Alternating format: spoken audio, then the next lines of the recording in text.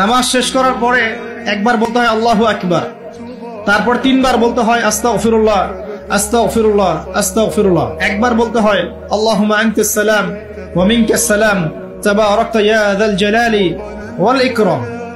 আরো বলতে হয় আল্লাহুম্মা আইন্নি আলা যিকরিকা ওয়া শুকরিকা ওয়া হুসনি ইবাদাতিকা। এগুলো পড়তে হবে না? গুরুত্বপূর্ণ সুন্নত। যখন সুন্নতের উপর আমল না করব তখন তো সারা জীবনের সুন্নত প্রতিষ্ঠা হবে না।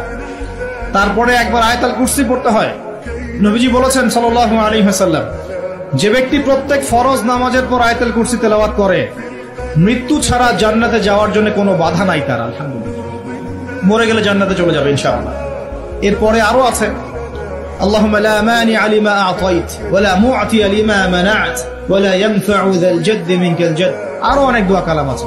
33 বার সুবহানাল্লাহ, 33 বার আলহামদুলিল্লাহ, 33 বার আল্লাহু আকবার, তারপর কালিমা শাহাদাত। তারপরে একবার সূরা ফালাক, একবার সূরা নাস, একবার সূরা ইখলাস। এগুলো পড়ে উঠে আসবেন। আমরা কিন্তু এই সুন্নগুলোর চাইতে এখন ওই মোনাজাতকে বেশি গুরুত্ব দিই, তাই না?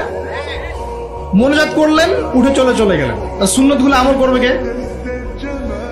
মোনাজাত তো অপেক্ষায় বসে আছেন, সালাম ফিরানো হয়ে গেছে, ব্যাস মোনাজাত 1 মিনিট শেষ, আলহামদুলিল্লাহ শেষ করলেন, কিন্তু সুন্নতগুলো আমল করবে কে? সুন্নতটা কি সরে গেল না? আমি তর্ক করতে আসিনি এই বিষয় নিয়ে। করেন বুঝলাম, আপনি করেন, ঠিক আছে করেন, কিন্তু সুন্নত আমলটা করবে কে? এই জিকির আজগার তাসবিহ তাহলিলগুলো কে পড়বে? তাহলে ওগুলো তো পড়তে হবে নাকি? ওগুলো তো পড়তে হবে।